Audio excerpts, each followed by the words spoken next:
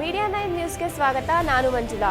ಬೆಂಗಳೂರಿನ commercial street ಬಳಿ ನಡೆದ ಕೊಲೆ ಪ್ರಕರಣ ಗಂಭೀರ ಸ್ವರೂಪ ಪಡೆದಿದೆ. The senior leaders of RSS and BJP had decided to stage a protest in Shivaji Nagar.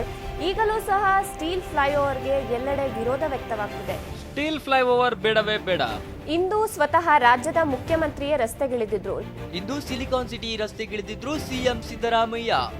ಅಂತಾರಾಷ್ಟ್ರೀಯ ವಿಮಾನ ನಿಲ್ದಾಣಕ್ಕೆ ಇರೋ ಪರ್ಯಾಯ ರಸ್ತೆಗಳತ್ತ ಸಿಎಂ ಸಿದ್ದರಾಮಯ್ಯ ತೆರಳಿದರು. ಹಾಗೆ ತಣಿಸಂದ್ರಕ್ಕೆ ತೆರಳಿ ಹೊಸದಾಗಿ ಹಾಕಿದ ರಸ್ತೆ ಡಾಂಬರೀಕರಣದ ಬಗ್ಗೆ ಮಾಹಿತಿಯನ್ನ ಪಡೆದುಕೊಂಡು ಜಗದೀಶ್, ಇದ್ರ ಬಗ್ಗೆ ಹೆಚ್ಚಿನ ಮಾಹಿತಿ ಏನಿದೆ?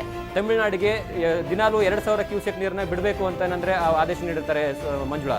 ಸಂಚಾರಿ ನಿಯಮ ಪಾಲಿಸದ ವಾಹನ ಸವಾರರಿಗೆ ಇಂದು ಬಿಸಿ ಮುಟ್ಟಿಸಲಾಯಿತು. Transport officials has conducted a surprise check in Mysore Bank Circle against the vehicles violating the norms. ದೊಡ್ಡ ಮನೆ ಹುಡುಗ ಚಿತ್ರ 25ನೇ ವಾರಕ್ಕೆ ಕಾಲಿಟ್ಟಿದ್ದು ಯಶಸ್ವಿಯಾಗಿ ಪ್ರದರ್ಶನ ಕಾಣುತ್ತಿದೆ. ದೊಡ್ಡ ಮನೆ ಹುಡುಗನ ಕೈ ಹಿಡಿದ ಅಭಿಮಾನಿಗಳು 3ನೇ ವಾರದತ್ತ ಸಾಗ್ತಾ ಇದೆ ದೊಡ್ಡ ಮನೆ ಹುಡುಗ. ದೀಪಾವಳಿ ಇನ್ನೇನು ಹತ್ತಿರ ಬರುತ್ತಿರುವಾಗಲೇ ಮಾರುಕಟ್ಟೆಗೆ ಕಲರ್ಫುಲ್ ಲ್ಯಾಂಪ್ಸ್ ಲಗ್ಗೆ ಇಟ್ಟಿದೆ. ಅವೇ ಕಲರ್ಫುಲ್ ಲ್ಯಾಂಪ್ಸ್.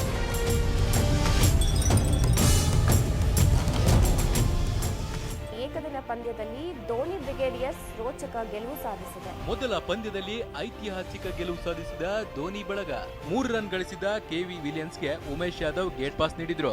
ಸರ್ಕಾರ ಪುಸ್ತಕ ಮುದ್ರಣದಲ್ಲಿ ಕಳಪೆ ದರ್ಜೆಯ ಪೇಪರ್ ಬಳಸಿ ಹಣ ಲೂಟಿ ಮಾಡಿದ್ದಾರೆ ಎನ್ನುವ ಆರೋಪ ಕೇಳಿ ಬರ್ತಾ ಇದೆ. ಪುಸ್ತಕಗಳ ಪ್ರಿಂಟಿಂಗ್ ನಲ್ಲಿ ಕೋಟಿ ಕೋಟಿ ಗೋಲ್ಮಾಲ್.